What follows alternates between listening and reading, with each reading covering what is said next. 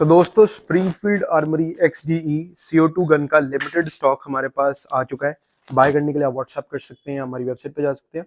दोस्तों 177 कैलिबर की air gun है, no licence needed, all over India. Unique features बताता हूँ दोस्तों। सेफ्टी इसकी लेफ्ट राइट दोनों हाथों से आप चला सकते हैं, ये देखिए।